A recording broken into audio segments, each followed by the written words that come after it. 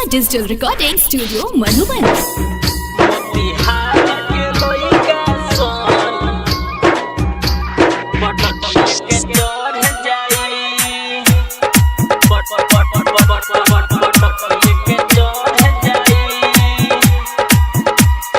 चढ़ल बना साजतना पपुन उतर जाई, चढ़ल बना साजतना पपुन उतर जाई। मोतिहारी के लइका सन पटकी के चढ़ जाई, हैसु बहुल के लइका सन पटकी के चढ़ जाई। चढ़ल बना सहजतना बबुन उतर जाई, चढ़ल बना सहजतना बबुन उतर जाई। सीतामढ़ी के लइका सन पटकी के चढ़ जाई, बड़गिनिया के लइका सन पटकी के चढ़ जाई।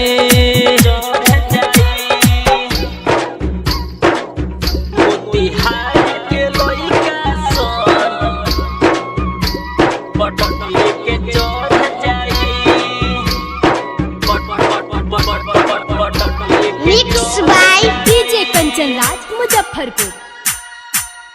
चौकिया में नाचे तू जालू रे, मधुबन में नहीं तला जालू रे।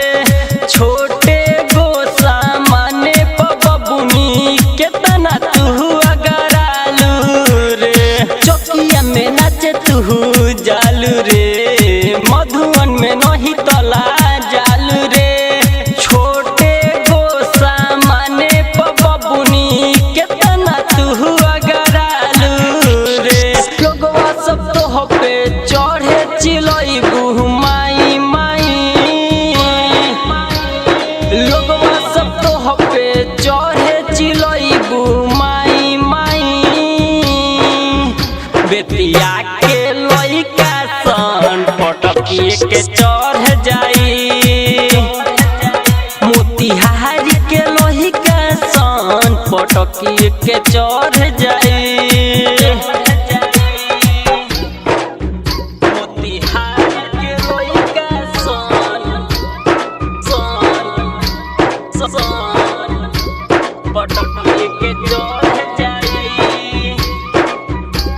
Mix by DJ Kanchan Raj Muzaffarpur. बीकी विशाल तो दीवाना रे, राज दीवाना करे माना रे। सौरभ सवरिया कहेल बुची नाच में नहीं लजाना रे। पंकज पटेल तो दीवाना रे, राज दीवाना करे माना रे। सौरभ सवरिया कहेल बुची नाच में नहीं लजाना रे। चढ़ल बना सहजतना बबुन उतर जाई, चढ़ल बना सहजतना बबुन उतर जाई।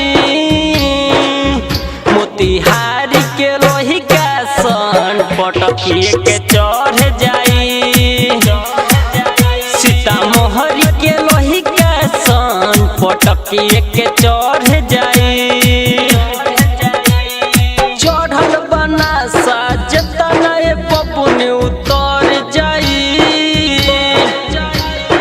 चढ़ल बना साजतना बबुन उतर जाई।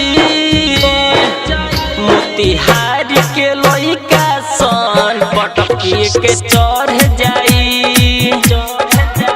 हैसु बहुल के लइका सन पटकी के चढ़ जाई।